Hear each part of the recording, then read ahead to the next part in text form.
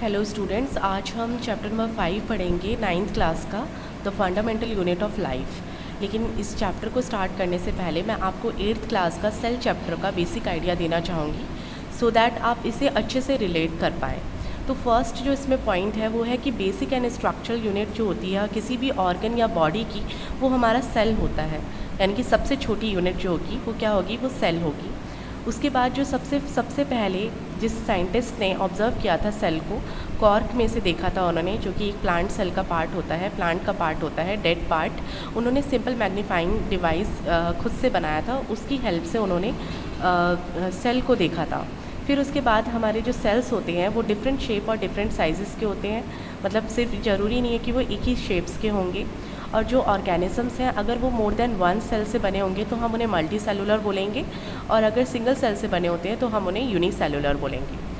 Parts of cell अगर बात की जाए तो वो 3 होंगे, जिसमें सबसे पहला होगा सेल मेम्ब्रेन, न्यूक्लियस और साइटोप्लाज्म। ये सभी जितनी भी सेल्स होती हैं उनमें ये कॉमन होता है। इसके भी कुछ एक्सेप्शन हैं न्यूक्लियस के, वो हम आगे वाले पार्ट में देखेंगे कि उसके एक्सेप्शंस क्या हैं। सेल मेम्ब्रेन जो होती है वो कवरिंग होती है सेल की, और जो कि सेपरेट करती है सेल को अनदर सेल से। न्यूक्लियस मेजरली स्फेरिकल शेप के होते हैं, उनके ऊपर न्यूक्लियर मेम्ब्रेन पाई जाती है मोस्ट ऑफ द न्यूक्लियस में। इसका भी हम एक्सेप्शन देखेंगे आगे। उसके अंदर हमारा न्यूक्लियोलस पाया जाता है। फिर उसके बाद उसके अंदर क्रोमोसोम्स होते हैं, और क्रोमोसोम्स पर जीन्स पाए जाते हैं। साइटोप्लाज्म एक जेली लाइक सब्सटेंस होता है, जिसके अंदर ऑर्गेनल्स होते हैं, सेल के ऑर्गेनल्स पाए जाते हैं साइटोप्लाज्म के अंदर, और जो कि होते हैं माइटोकॉन्ड्रिया, गोल्जी बॉडीज़, राइबोसोम्स, ये उनके एग्जाम्पल्स हैं। अगर हम न्यूक्लियस के बेसिस पर देखें तो 2 टाइप के ऑर्गेनिजम्स हैं, जिसमें फर्स्ट है प्रोकैरियोटिक एंड सेकेंड है यूकैरियोटिक। प्रोकैरियोटिक होते हैं जिनमें न्यूक्लियस वेल ऑर्गेनाइज्ड नहीं होता, इनके एग्जाम्पल्स हैं bacteria.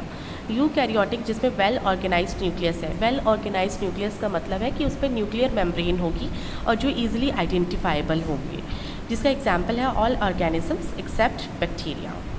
On the basis of cell wall की बात अगर हम करें तो जिनमें सेल वॉल होती है वो सारे के सारे प्लांट्स होते हैं, और जिनमें सेल वॉल नहीं होती वो एनिमल्स होते हैं। तो ये था आपका 8th क्लास का बेसिक आइडिया। इसके बाद हम स्टार्ट करेंगे आपका 9th क्लास का, जो आपका मेंस चैप्टर है।